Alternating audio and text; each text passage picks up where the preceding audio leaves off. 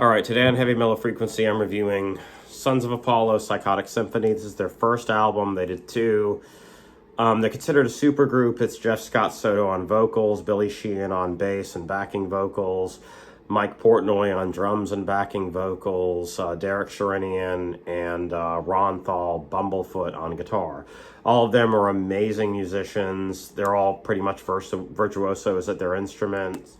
Derek Sherinian was the first keyboardist for Dream Theater. Unfortunately, Sons of Apollo is no longer together, but they did two awesome albums. They're pretty much a very interesting combination of progressive metal and hard rock, or traditional rock music as I always put it, but that's what they are officially. I would consider them a combination of progressive metal, classic rock, and traditional rock music. It's a very interesting and unique take on it. Like Billy Sheehan's Winery Dogs is pretty much his interpretation of like a classic rock band. This is almost like a progressive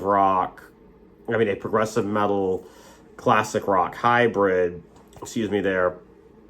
And so it starts with a really strong 11-minute of all things track, God of the Sun, which has a very epic feel to it. And kind of like Dream Theater-esque, sort of, because of Portnoy and Sherinian stuff. Coming Home is like a catchy single kind of thing, and it has more of a traditional rock feel to it, less of a metal thing. And it reminds me of kind of like a stadium rock thing. The Who, for some reason, it reminds me of.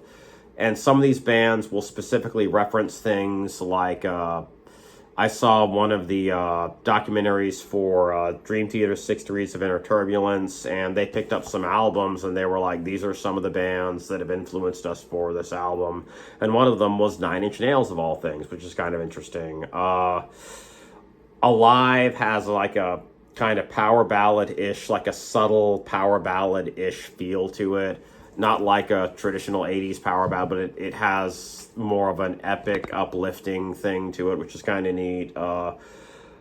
Figaro's Whore is an instrumental song. It's really neat, and this got a parental advisory sticker on it for ironic reasons because of that song, even though it's instrumental.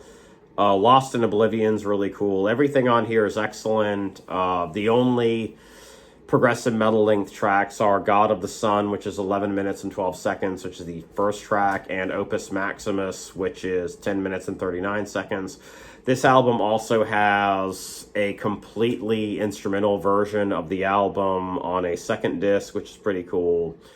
And I would highly recommend this if you're into progressive metal, traditional rock music, anything like classic rock would work as well. This hits multiple genres, and it does that very, very well. And I love Sons of Apollo. I wish they hadn't broken up recently, but we have two awesome albums to remember them by, and maybe at some point they'll get back together again. Please pick up a copy of this when you get a chance if you're into this, if you're even the slightest bit interested in this kind of music. Thank you.